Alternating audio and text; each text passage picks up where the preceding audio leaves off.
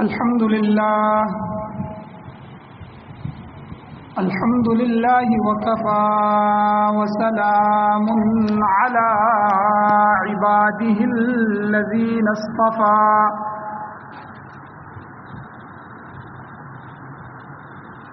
أما بعد فأعوذ بالله من الشيطان الرجيم بسم الله الرحمن الرحيم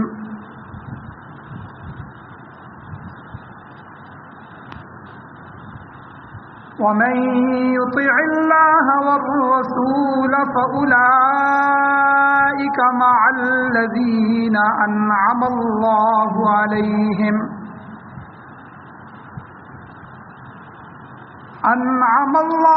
عليهم من النبيين والصديقين والشهداء والصالحين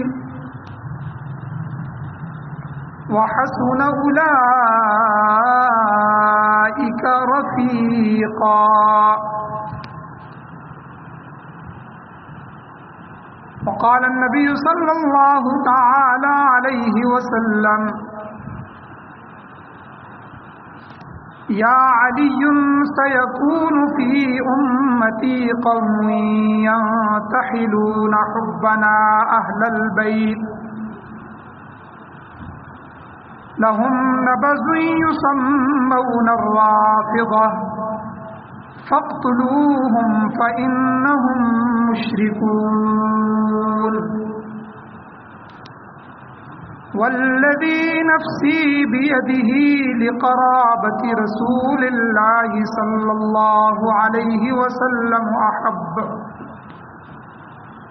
أحب إلي أن أصل من قرابتي. صدق الله العظيم وصدق رسوله النبي الأمي الكريم. اللهم صل على سيدنا محمد وبارك وسلم علیہ.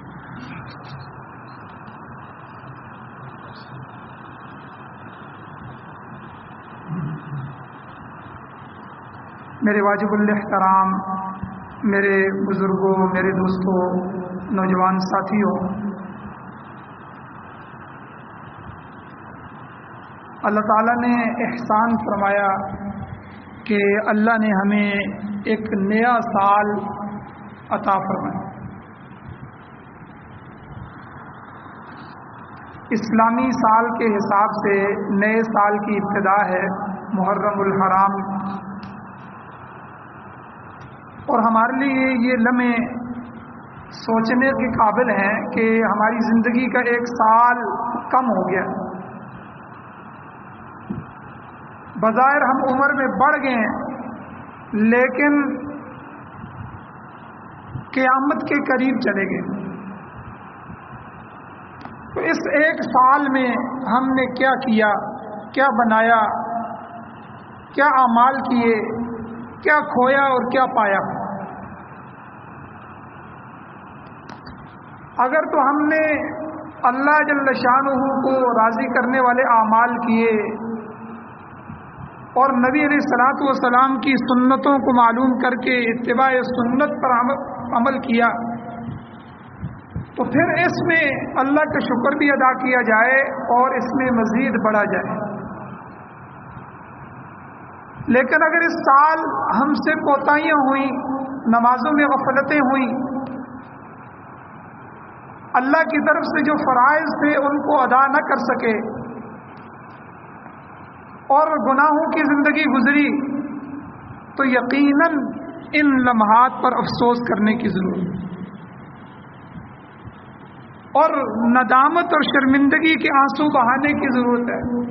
اللہ سے معافی، توبہ اور استغفار کرنے کی ضرورت ہے.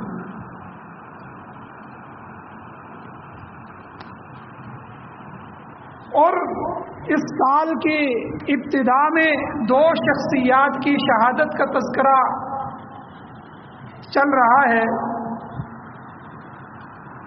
ایک شخصیت سیدنا عمر فاروق رضی اللہ تعالی عنہ کی ہے، جو کہ سسر رسول اللہ صلی اللہ علیہ وسلم ہے اور حضرت علی رضی اللہ تعالی عنہ کے داماد بھی ہیں اور مسلمانوں کے دوسرے خلیفہ ثانی بھی ہیں. ان کو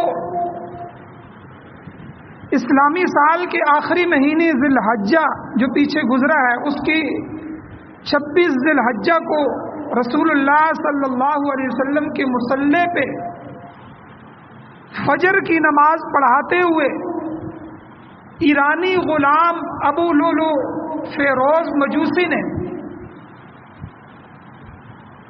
پے در پہ 7-8 وار کر کے ان کے پیٹ پہ حملہ کر کے سخت زخمی کر دیا. اور پھر یہ زخم اتنے گہرے زخم تھے کہ جنہوں نے پیٹ کے اندر کی رگیں کاٹ دی اور سخت زخمی کر دیا. حکیم آئے, انہوں نے دودھ پلایا لیکن دودھ پیٹ کے راستے سے باہر نکلا. سمجھ گئے کہ یہ اب میرا آخری وقت ہے. تو یکم محرم الحرام کو اسلامی سال کے ابتدائی دن کو سیدنا عمر فاروق رضی اللہ تعالیٰ عنہ کی شہادت ہو جاتی. تو سیدنا عمر فاروق رضی اللہ تعالیٰ عنہ کو خراج عقیدت پیش کرنے کے لیے پچھلے جمعہ ان کی شخصیت پر تفصیلاً گفتگو ہو چکی ہے. اور دوسری شخصیت حضرت علی شیر خدا کے صاحبزادے, جنت کے نوجوانوں کے سردار,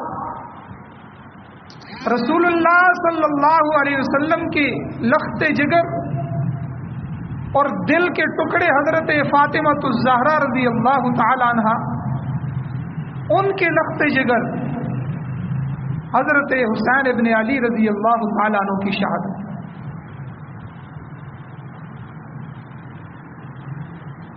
تو اہل بیت کون ہے؟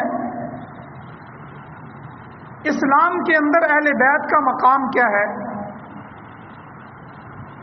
اہل بیت کے حقیقی وفادار کون ہیں؟ صحابہ اکرام اہل بیت کا کتنا حیا کرتے تھے؟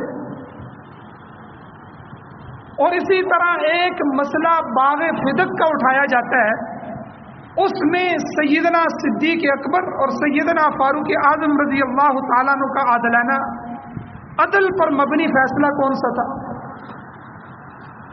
اور اسی طرح حضرت فاروق اعظم رضی اللہ تعالیٰ عنہ کی اہل بیت کے ساتھ وفاداری کیسی تھی؟ اور جو دین کے ائمہ ہیں, ائمہ دین اہل بیت کے کس طرح شناخواں ہے؟ تو یہ سارے موضوع کو میں آج کے جمعہ میں سمیٹنے کی کوشش کروں گا, کیونکہ ہمارے ہاں محبت کا دعویٰ تو ہوتا ہے لیکن محبت کے دعوے پر دلیل چاہیے ہوتی ہے کہ جس سے محبت کر رہے ہیں اس کا کردار بھی ہمارے اندر ہونا چاہیے, اس کی زندگی بطور نمونہ اور مثال بھی ہمارے اندر ہونی چاہیے. تو اہل بیت کی سچی اور جھوٹی محبت کا ضابطہ کیا ہے, انشاءاللہ اس کو بھی بیان کروں.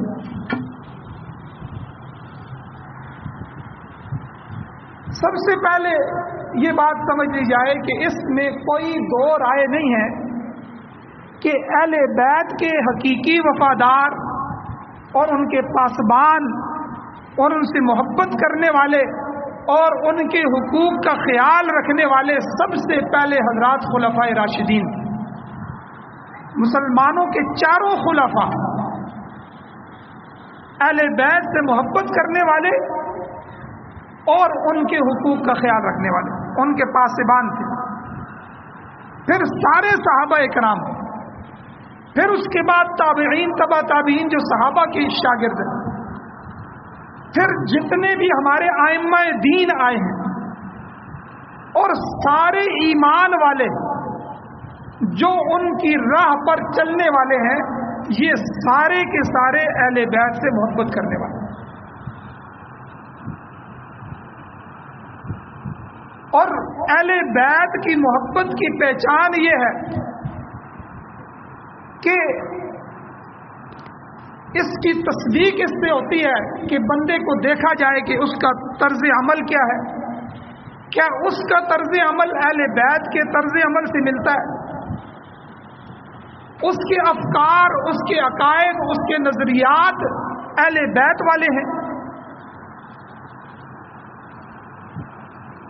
اہل سنت والجماعت کے نزدیک خاندان نبوی جو ہے، نبی علیہ السلام کا جو خاندان ہے، آپ کے اہل بیت اطہار جو ہیں، ان کا بہت زیادہ بلند مرتبہ اور مقام ہے.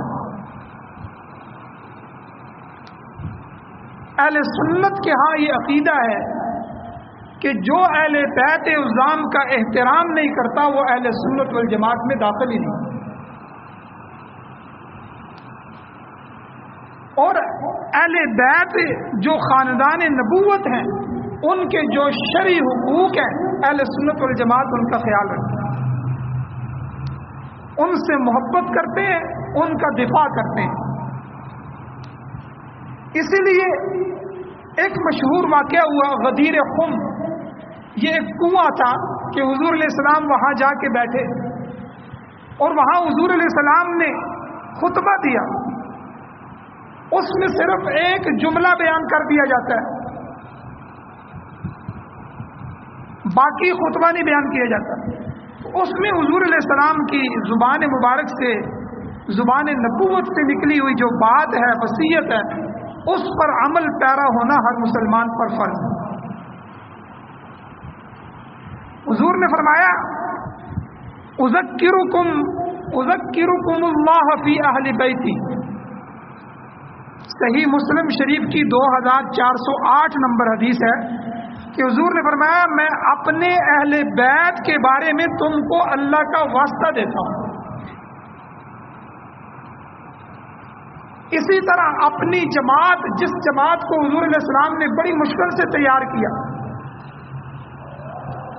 آگ اور خون کے دریاؤں سے گزر کر صحابہ کی مبارک جماعت بنی، اس جماعت کے بارے میں بھی ہر خطیب اپنے خطبے میں، ہر جمعے میں یہ خطبے میں بتاتا ہے کہ حضور علیہ الصلوۃ والسلام نے فرمایا اللہ اللہ فی اصحابی لا تتخذوهم من بعدی غرضا. میں تمہیں اللہ کا واسطہ دیتا ہوں، اللہ کا واسطہ دیتا ہوں فی اصحابی، اپنے صحابہ کے بارے میں، لا تتخذوهم من بعدی غرضا، میرے بعد انہیں نشانہ نہ بنانا، میرے بعد میرے صحابہ کو برا بلا نہ کہنا، میرے بعد میرے صحابہ کی بدخوئی نہ کرنا، اللہ کا واسطہ دے کے. پھر حضور نے قاعدہ اور کلیہ صحابہ کے بارے میں بیان فرمایا فمن احبهم فبحبی احبهم ومن ابغضهم فببغضی ابغضهم، کہ جو ان سے محبت کرے گا وہ میری محبت کی وجہ سے محبت کرے گا، اور جو ان سے بغض رکھے گا تو وہ میرے بغض کی وجہ سے بغض رکھے گا. تو حضور علیہ السلام نے صحابہ اکرام کے بارے میں بھی اور اس خطبے میں اہل بیت اکرام کے بارے میں بھی حضور نے فرمایا اذکرکم اللہ فی اہل بیتی، میں اہل بیت کے بارے میں بھی تم کو اللہ کا واسطہ یاد دلاتا ہوں. اب یہ محرم الحرام شروع ہو گیا ہے، اس میں عموماً چند موضوع بیان کیے جاتے ہیں. اہل بیت اطہار کا تذکرہ کیا جاتا ہے، شہدائے کربلا کا تذکرہ کیا جاتا ہے، سیدنا حسن اور سیدنا حسین رضی اللہ تعالی عنہما ان کی شان اور عظمت بیان کی جاتی ہے.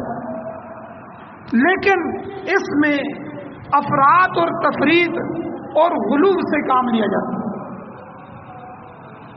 مثلا ان کے نام کا تعزیہ نکالنا. بہت سے رافضی آپ کو ملیں گے جو کہیں گے جی ہماری محبت یہ ہے کہ ہم ان کا تعزیہ بنائیں گے اور تعزیہ نکالیں گے. اور اسی طرح ہماری محبت یہ ہے کہ ہم گھوڑے کو حضرت حسین کا گھوڑا بنائیں گے، اسی طرح محبت کے ساتھ اس کی خدمت کریں گے، پھر ہم گھوڑے کو باہر نکالیں گے۔ ان کے ہاں یہ معیار ہوگا محبت کا۔ اسی طرح مجلس عزا، ہر جگہ مجلس منعقد کرنا، اور ان مجلسوں میں اہل بیت کی محبت کم بیان کی جاتی ہے اور حضرت صحابہ اکرام اور ازواج مطہرات کو اہل بیت کا دشمن زیادہ باور کرایا جاتا ہے۔ ایک طرف تو یہ ہے کہ جو بالکل حد کراس کر جاتے ہیں، اور دوسری اس کے برعکس کچھ لوگ ایسے ہوتے ہیں کہ جو اہل بیت کی شان اور عظمت میں تنقیص اور تنقید کرتے ہوئے نظر آتے ہیں۔ ایسے حالات میں ضروری ہے کہ غلو سے بچتے ہوئے اور گستاخی کرنے والوں کے مقابلے میں حقیقی محبت کرنے والوں کا جو موقف ہے، منہج ہے، ان کے افکار اور نظریات اور عقائد ہیں، ان کو بیان کیا جائے اور ان کو سمجھا جائے۔ سب سے پہلے اہل سنت والجماعت اس سلسلے میں جو روافض اور خوارج، یہ دو لفظ آپ سنیں گے، رافضی اور خارجی، کہ روافض سے ہم بالکل بیزار ہیں، ہمارا وہ عمل نہیں ہے کہ جنہوں نے اہل بیت کو تو لیا اور ان کی محبت کے قصیدے پڑھے اور اس میں اپنی طرف سے قصے اور کہانیاں بھی شامل کی اور غلو کیا، یہاں تک کہ ان کا عقیدہ یہاں تک بھی ہے کہ ہمارے یہ امام نبیوں کی طرح معصوم ہے، اور ان کا عقیدہ یہاں تک بھی غلو کرتے کرتے بڑھتے بڑھتے محبت کو بڑھاتے بڑھاتے یہاں تک بھی بن گیا کہ یہ اہل بیت جو ہے یہ مشکل کشا ہے اور حاجت روا بھی، اور اس محبت میں بڑھتے بڑھتے انہوں نے یہاں تک بھی عقیدہ بنایا، ان کی کتابوں میں لکھا ہوا ہے کہ ہمارے یہ جو امام ہیں اہل بیت ہیں یہ نبیوں سے بھی شان میں بڑھ کے ہیں۔ اب دیکھیں، ایک طرف محبت کا یہ انداز، یہ غلو ہے، اور ایک طرف جو خارجی ہے یہ تو رافضیوں کا حال ہو گیا۔ ہم خارجیوں کی بھی طرز فکر کی سخت مخالفت کرتے ہیں کہ جو صحابہ کرام سے بغض اور نفرت رکھتے ہیں اور انہیں تکلیف دیتے ہیں۔ بہرحال اہل سنت والجماعت اہل بیت کے ساتھ محبت کو واجب قرار دیتے ہیں،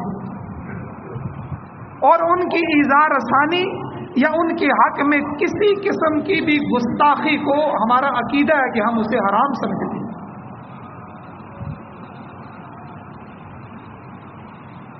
اب صحابہ اکرام کے زمانے میں اہل بیت کی اطاعت کے ساتھ صحابہ کیسا رویہ رکھتے تھے؟ سیدنا عبداللہ ابن عباس رضی اللہ تعالیٰ عنہ بیان کرتے ہیں، آپ دیکھیں یہ بھی حضور کے چچا ہیں، حضرت عباس بھی تو حضور کے چچا ہیں، حضرت ابو طالب بھی حضور کے چچا ہیں۔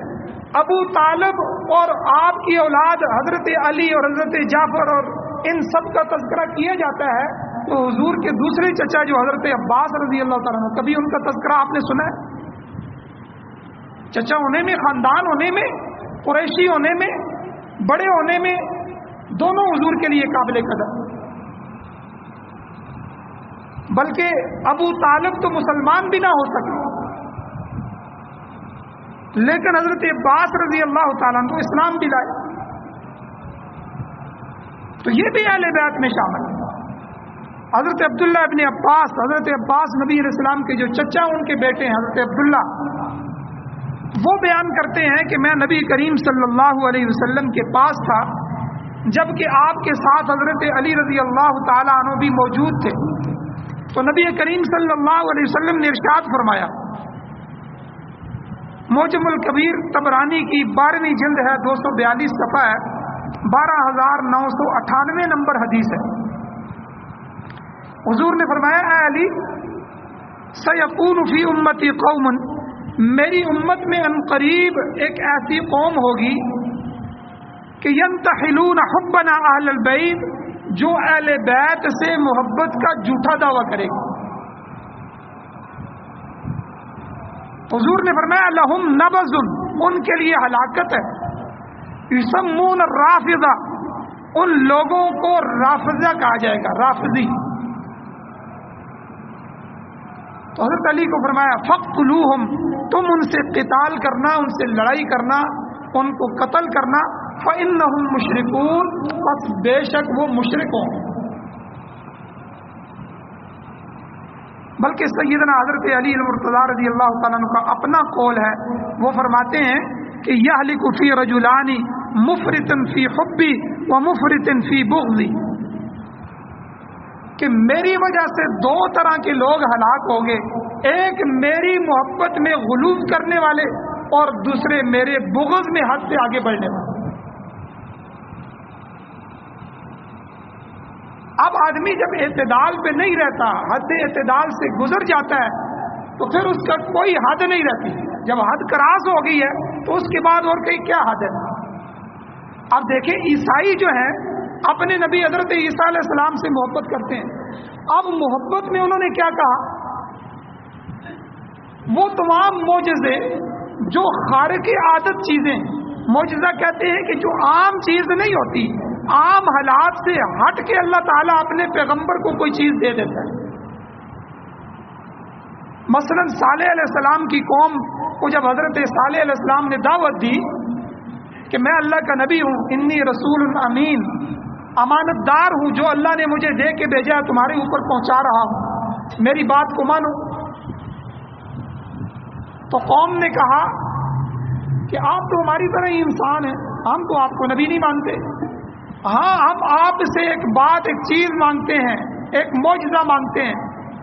معجزہ یہ ہے کہ یہ جو پہاڑ ہمارے آبادی کے سامنے پہاڑ ہے، یہ ہمیں نظر آ رہا ہے، اس کی بڑی چٹان ہے، ہم سب کھڑے ہیں دیکھ رہے ہوں گے، اور اس چٹان میں سے پھٹنے کے بعد اونٹنی نکلے، اور اونٹنی بھی ایسی ہو کہ جو 10 ماہ کی گابن ہو، اور نکلتے ہی بچہ جنے، تو پھر ہم مانیں گے آپ اللہ کے نبی۔ اب عام طور پہ ایسا ہوتا نہیں ہے کہ پتھر میں سے اونٹنی نکل آئے، یہ خرق عادت ہے، عادت کے خلاف ہے۔ پھر یہ بھی نہیں ہوتا کہ اونٹنی چلو آ جائے تو پھر وہ نکلتے ہی 10 ماہ کی گابن ہو، اس کے پیٹ میں بچہ ہو 10 ماہ کا، ابھی پیدائش ہونے والی ہو، عام حالات میں ممکن نہیں ہے۔ تو اللہ کے پیغمبر نے اللہ تعالیٰ سے عرض کیا کہ یہ قوم تو یہ معجزہ مانگ رہی ہے۔ تو اللہ نے کہا کہ اے میرے پیغمبر صالح، آپ ان کو کہیں ہم معجزہ دکھائیں گے، لیکن معجزہ دیکھنے کے بعد ان کو ایمان لانا پڑے گا، ورنہ یہ اللہ کے عذاب کی گرفت میں آئے گے۔ اب انہوں نے دیکھ لیا کہ چٹان پھٹی اور اس میں سے اونٹنی نکلی، اور اونٹنی نے نکلتے ہی جو ہے وہ بچہ جنا، لیکن وہ ایمان نہیں لائے۔ اب یہ ایک خرق عادت چیز تھی۔ اسی طرح حضرت عیسیٰ علیہ السلام کی سب سے پہلی عجیب بات یہ تھی کہ اللہ نے معجزاتی طور پر بغیر باپ کے حضرت عیسیٰ علیہ السلام کو ماں مریم سے پیدا کیا، اور اس کے علاوہ عیسیٰ علیہ السلام کو جو اللہ نے معجزات عطا فرمائے وہ معجزات بھی عجیب تھے۔ ایک معجزہ عیسیٰ علیہ السلام کو اللہ نے یہ عطا فرمایا کہ جو مادر زاد اندھے نابینے، جو ماں کے پیٹ سے نابینا پیدا ہو، ایک تو جس طرح میری نظر کمزور ہو گئی ہے، باعث میں نظر کمزور ہو جائے، آنکھوں کے آگے موتیا آ جائے، اس کا علاج ہے، دوائی ہے، بندہ درست ہو جاتا ہے۔ ایک جو ماں کے پیٹ سے پیچھے سے سارا نظر کا خزانہ ہی نہیں ہے، ایسے نابینے لائے جاتے تو عیسیٰ علیہ السلام ان کی آنکھوں پہ ہاتھ پھیرتے تو وہ دیکھنا شروع ہو جاتے۔ اللہ نے یہ معجزہ دیا تھا ان کو۔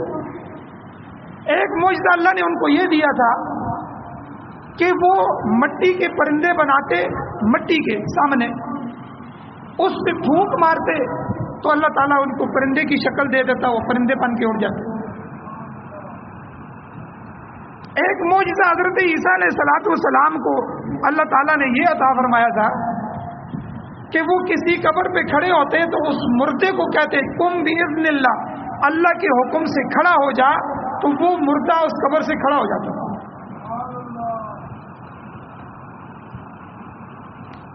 اور اسی طرح حضرت عیسیٰ علیہ السلام کو ایک معجزہ اللہ نے یہ عطا فرمایا کہ یہ جو برس کی بیماری ہوتی ہے، سفید داغ جسم پہ لگ جاتے ہیں، اس زمانے میں بھی کوئی علاج نہیں تھا، اور آج کے جدید زمانے میں بھی ابھی تک اس کا کوئی علاج دریافت نہیں ہوا۔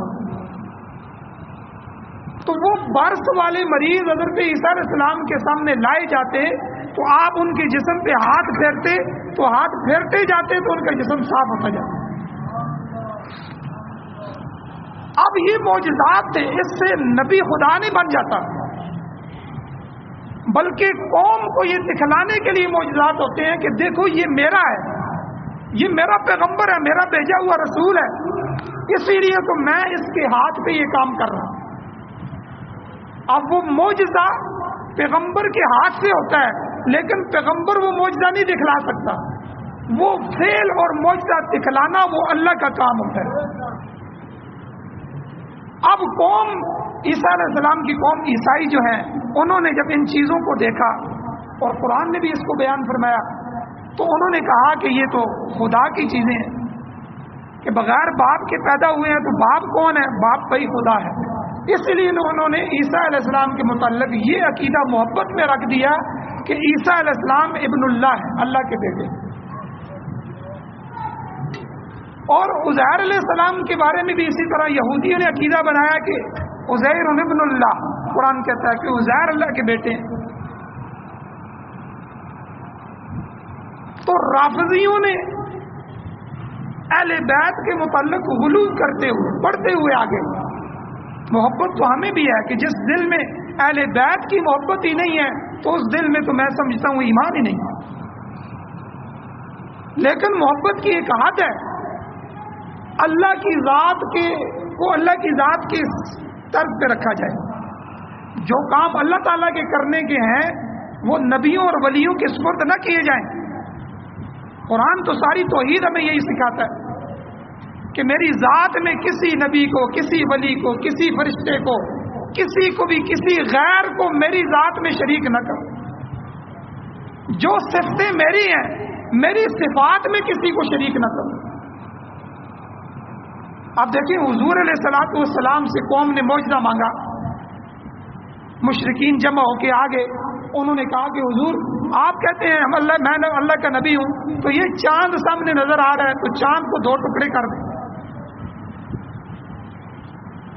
تو حضور علیہ السلام نے 2 ٹکڑے کیے؟ نہیں، حضور علیہ السلام نے اللہ تعالیٰ سے وحی کا انتظار کیا، اللہ سے عرض کی، اللہ نے کہا کہ ٹھیک ہے میرے پیغمبر، میں قوم کو دکھلانے کے لیے تیار ہوں۔ اور پھر ساری دنیا نے دیکھا کہ وہ چاند حضور علیہ السلام کی انگلی کے اشارے سے 2 ٹکڑے ہو۔ اسی طرح ایک پورا لشکر جمع تھا، پانی ختم ہو گیا، صحابہ نے آ کے حضور علیہ السلام سے فرمایا، حضور وضو کا پانی بھی نہیں رہا اور ہزاروں کا لشکر ہے۔ حضور علیہ السلام نے فرمایا کہ ٹھیک ہے بھائی، جو پانی تمہارے پاس تھوڑا بہت بچا ہوا ہے تو وہ چند لوٹے بالٹی میں جمع کر کے دے۔ اب جب حضور کے سامنے لائے گئے تو حضور علیہ السلام نے اپنا ہاتھ مبارک اس پانی میں رکھا، اللہ نے ان ہاتھوں سے پانی کے چشمے جاری کر دیے۔ دیکھیں یہ ممکن نہیں ہے، عادت اس کو نہیں مانتی، عقل اس کو نہیں مانتی، سائنس اس کو نہیں مانتی، لیکن لوگ گواہی دے رہے ہیں کہ ہزاروں صحابہ کرام نے اس پانی میں سے پانی پیا بھی، اپنے مشکیزے بھی بھرے، اس سے وضو بھی کیا اور اپنے برتن بھی بھرے۔ تو یہ اللہ کی طرف سے اپنے پیغمبروں کو معجزات، اپنے اللہ کے ولیوں کو اللہ کرامات دے دیتا ہے، لیکن اس سے ولی اللہ کے اختیارات نہیں حاصل کر لیتا۔ جو لوگ اس سے آگے گزر کے حد کراس کر دیتے ہیں، پھر کہتے ہیں کہ جی دیکھو یہ سب کچھ ولی کے ہاتھ سے ہو رہا ہے، تو اس لیے ولی جو ہے یہ خدا ہے، خدائی تصرفات ہے، ولی یہ بھی کر سکتا ہے، ولی اولاد بھی دے سکتا ہے، ولی مشکل کشا ہے، فلاں حاجت روا ہے۔ یاد رکھیں، مشکل کشا، حاجت روا اور مصیبتیں حل کرنے والا، مصیبتیں دور کرنے والا یہ صرف اللہ کی ذات ہے۔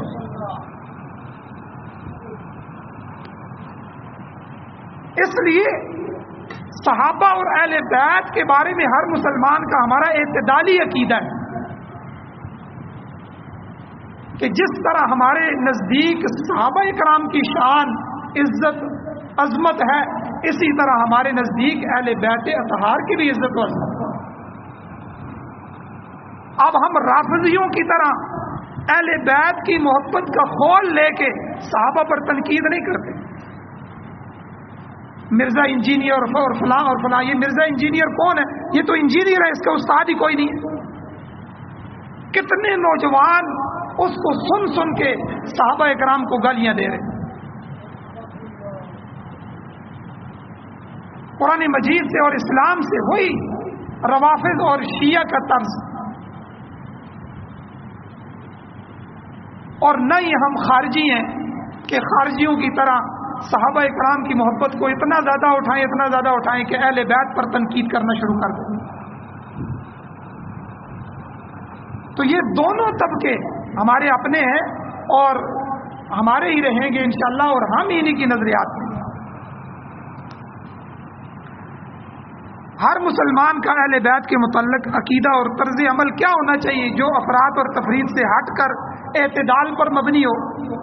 اس سلسلے میں امام ابن العز حنفی رحمۃ اللہ علیہ اپنی مشہور کتاب جو عقیدے کی کتاب ہے شرح عقیدہ طحاویہ، اس میں لکھتے ہیں، فرماتے ہیں کہ ہم اصحاب رسول صلی اللہ علیہ وسلم سے محبت کرتے ہیں، ان میں سے کسی کی محبت میں آ کر غلو نہیں کرتے، حد سے نہیں بڑھتے، اور نہ ہی ان میں سے کسی پر تبرہ بازی کرتے ہیں، بلکہ ہم صحابہ کے ساتھ بغض رکھنے والوں اور جو ان کا ذکر خیر نہ کرے ان کے ساتھ ہم نفرت کرتے ہیں، اور ہم خود صحابہ کا ہمیشہ ذکر خیر کرتے ہیں۔ ان کے ساتھ محبت کرنا دین، ایمان اور احسان کا جز سمجھتے ہیں، جبکہ ان کے ساتھ بغض رکھنا یہ کفر، منافقت اور سرکشی سمجھتے ہیں۔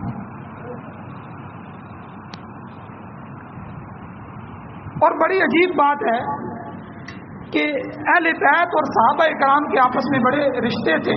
میں انشاءاللہ کسی جمعے میں اس کو تفصیلاً بیان بھی کروں گا۔ سیدنا عمر فاروق رضی اللہ تعالیٰ عنہ اور جتنے بھی صحابہ تھے اہل بیت کے کتنے قدردان تھے۔ میں آپ کو ایک دو واقعے سناتا ہوں، آپ کو اندازہ ہوگا کہ صحابہ کے دل میں ان اہل بیت کی کتنی محبت تھی۔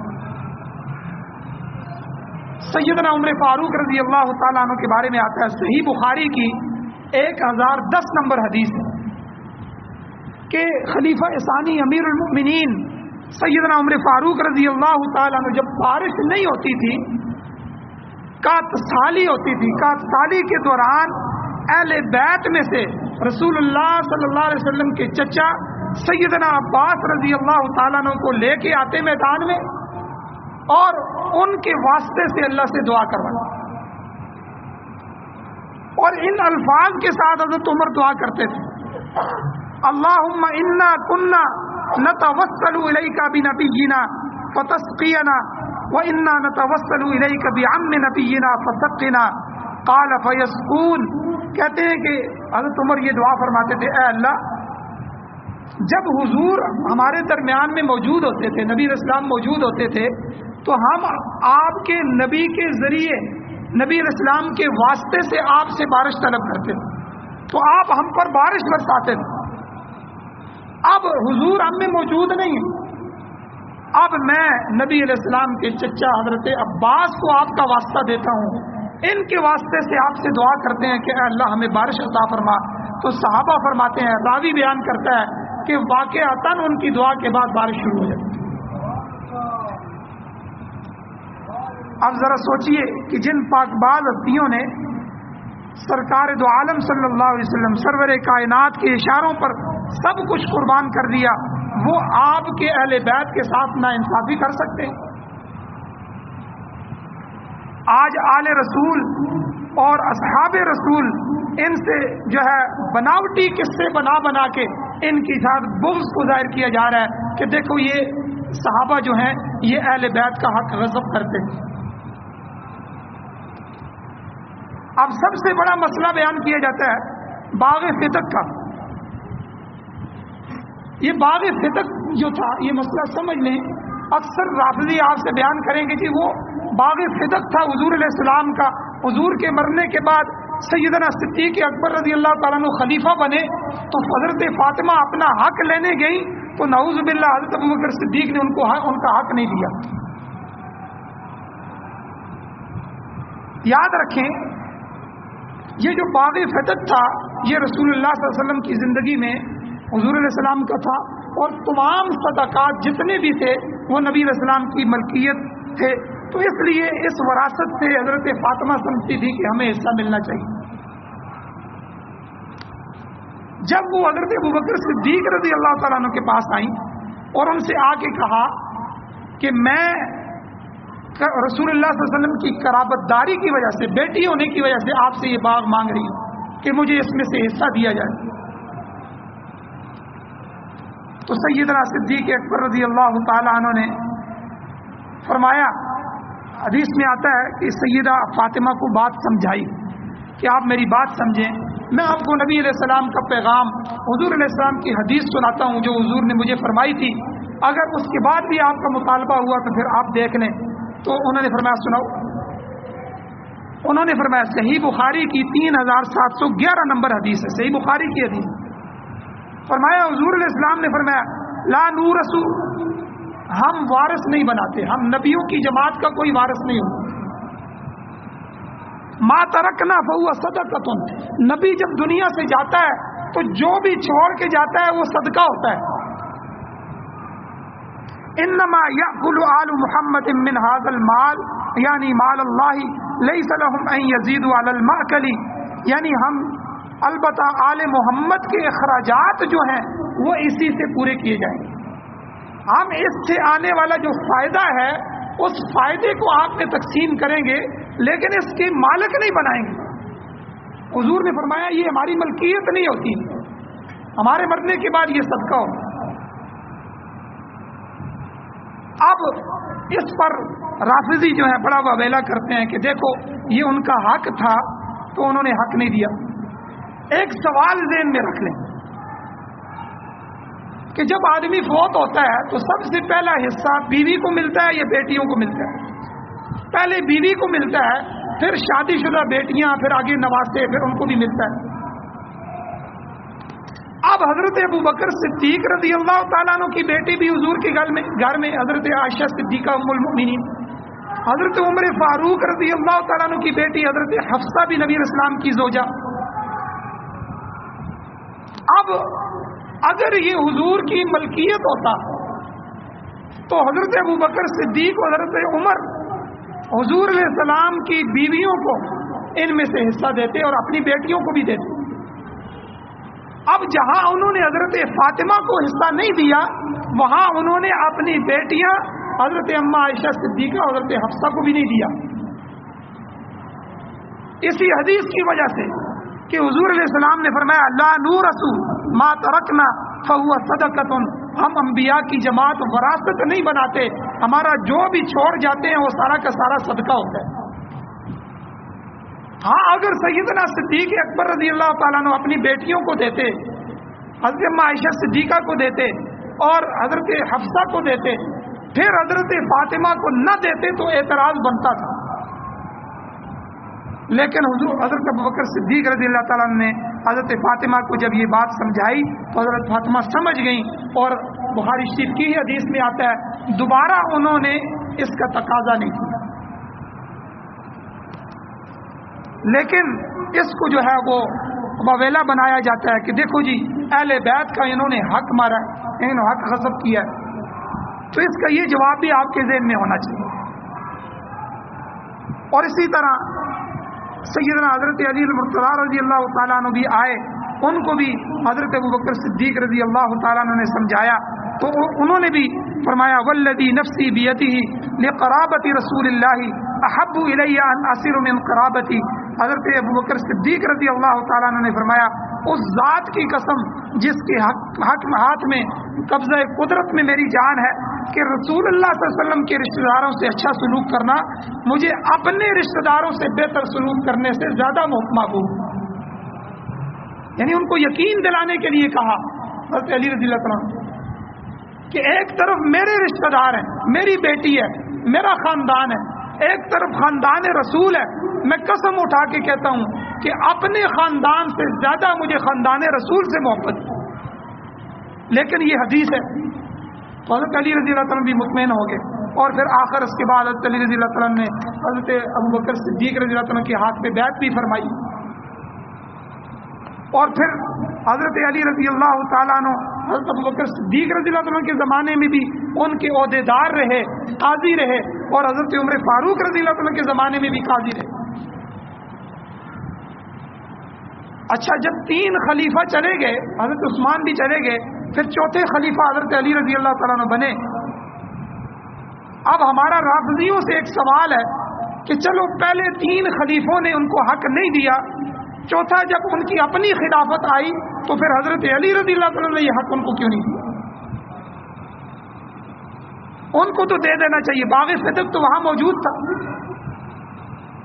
کیونکہ حضرت علی بھی یہ سمجھ گئے تھے کہ یہ حضور علیہ السلام کا چھوڑا ہوا صدقہ ہے اور یہ حضور کی ملکیت نہیں. اور اسی طرح میرے بھائیوں بہت سے کام صحابہ اکرام نے اعزازاً جو ہے اہل بیت کے ساتھ فرمائے. ایک یہ آتا ہے کہ جب حضرت عمر فاروق رضی اللہ تعالیٰ عنہ نے وظیفے مقرر فرمائے صحابہ کے, اس میں جو وظیفہ بدری صحابہ کا تھا وہی وظیفہ حضرت حسن اور حسین کا 5000 درہم مقرر فرمایا, اور فرمایا کہ جو ان کے والد کو وظیفہ مل رہا ہے وہی وظیفہ مسلمانوں کے بیت المال میں سے ان شہزادوں کو بھی ملے. اور جو چھوٹے صحابہ تھے دوسرے, اپنے بیٹے حضرت عبداللہ ابن عمر رضی اللہ تعالیٰ عنہ بھی, ان کو بھی انہوں نے 3000 درہم وظیفہ مقرر کیا. تو یہ محبت کی نشانی ہے. اور پھر میرے 1-2 سوال ہیں آپ حضرات سے, جو ابھی محرم میں سبیلے لگائیں گے, کھانے پکائیں گے, کہ بھائی محرم میں تو وہ کھانا ہی نہیں کھا سکے. محرم میں تو اہل بیت اطہار جو تھے ان پر تو ایک قسم کا بھوک تھی, اور ہم شربت تقسیم کر کر کے پیٹ بھر رہے ہیں. ہونا تو یہ چاہیے کہ جس طرح 10 محرم کو اسلام نے بھی حکم دیا کہ روزہ رکھا جائے, اور آپ لوگ جو ہے ان کی طرز عمل پہ آ کے جو ہے وہ ہم لوگ کیا کرتے ہیں, ہم سبیلے لگا دیتے ہیں. تو یہ تو اہل بیت کے ساتھ اور اسلام کے ساتھ دشمنی کی نشانی. پھر وہ ماتم کا لباس پہنتے ہیں, کالا لباس کہتے ہیں, ماتم کرتے ہیں. حالانکہ یاد رکھیں ہمارے مسلک میں اہل سنت والجماعت میں شہیدوں کا ماتم نہیں ہے, شہیدوں کی شہادت کی خوشی ہوتی ہے. اللہ نے ان کو اپنے پاس مقام عطا فرمایا. اور جو غم ہوتا ہے شریعت میں, غم کرنے کی 3 دن سے زیادہ اجازت نہیں ہے. نبی علیہ السلام کی بیوی حضرت ام حبیبہ زوجہ رسول ام المؤمنین 3 دن گزرے حضور علیہ السلام کی وفات کے بعد تو خوشبو منگائی, نہیں بلکہ اپنے والد کی, خاوند فوت ہو جائے تو 4 مہینے 10 دن ہے, اپنے والد فوت ہوئے تو والد کی وفات کے بعد 3 دن گزرنے کے بعد خوشبو منگائی, اور لوگوں کو کہا کہ دیکھو مجھے خوشبو کی ضرورت نہیں تھی, لیکن سوگ اسلام میں صرف 3 دن کا ہے.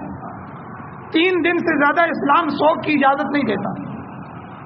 میں خوشبو اس لیے منگا کے تمہیں سمجھا رہی ہوں کہ دیکھو نبی علیہ السلام کا طرز کیا ہے, اسلام کیا کہتا ہے. 3 دن سے زیادہ کی اجازت نہیں. تو ہم بھی ان پر اس کا سوگ نہیں مناتے, لیکن ہم ان کی شہادت کو مبارکباد پیش کرتے ہیں کہ انہوں نے حق کے راستے میں, اللہ کے راستے میں شہادتیں پیش کی. اس لیے کالا لباس نہ پہنے, اپنے بچوں کو بھی ان مہینوں میں کالا لباس نہ پہننے دیں. یہ صحابہ کے دشمنوں کا لباس ہے. لباس کے اندر کباط نہیں ہے لیکن تشبہ ہے. حضور علیہ الصلوۃ والسلام نے یہودیوں کی مشابہت سے بھی منع فرمایا. جب مدینہ میں آئے تو پتہ چلا کہ 10 محرم کو یہاں روزہ رکھا جاتا ہے, تو حضور نے فرمایا کہ کیوں رکھتے ہیں, یہودی روزہ رکھتے ہیں. کہ اس دن ہمیں فرعون سے نجات ملی تھی، حضور علیہ السلام نے فرمایا تم بھی 10 محرم کا روزہ رکھو، لیکن اس کے ساتھ ایک روزہ اور ملاؤ، 9 محرم کا یا 11 محرم کا۔ روزے کی عبادت میں بھی یہودیوں سے مشابہت نہ ہو جائے، یعنی عبادت میں بھی ہماری کسی کافر قوم سے مشابہت نہ ہو، تو لباس کے اندر بھی ہماری کسی صحابہ کے دشمن سے مشابہت نہیں ہوگی۔ اور پھر جو سبیلے لگانے والے ہیں، میرا ان سے ایک سوال ہے کہ ابھی کچھ دن پہلے سیدنا عثمان غنی رضی اللہ تعالیٰ عنہ جو حضور کے دورے داماد تھے، 2 بیٹیاں حضور کی ان کے گھر میں تھی، ان کی شہادت ہوئی اور ان پر 40 دن پانی بند رکھا گیا، مظلومانہ شہادت ہوئی، تو اس وقت سبیلے کیوں نہیں لگائیں؟ اس وقت بریانیاں پکا کے کیوں نہیں کھلائیں لوگوں؟ اس سے پتہ چلا کہ یہ اسلام کا کوئی مسئلہ نہیں ہے، یہ ہمارے جو ہے رفض کا اثر ہے، رافضیوں کا اثر ہے ہمارے۔ اس لیے ایسی کوئی حرکت نہ کی جائے جو اسلام کے خلاف ہو، جو دین کے خلاف ہو، جو شریعت کے خلاف ہو۔ ہاں ان کے لیے کچھ پڑھا جائے، ان کے لیے سورہ یاسین پڑھیں، ان اہل بیت کے گھرانوں کو ایصال ثواب کریں، اور 10 محرم کا روزہ رکھیں، 10 محرم کے ساتھ ایک روزہ اور بھی ملائیں، 9 کا یا 11 کا، اس کا بڑا ثواب ہے۔ اللہ تعالیٰ سے دعا ہے اللہ تعالیٰ ہمیں عمل کی توفیق عطا فرمائے۔ وآخر دعوانا الحمدللہ۔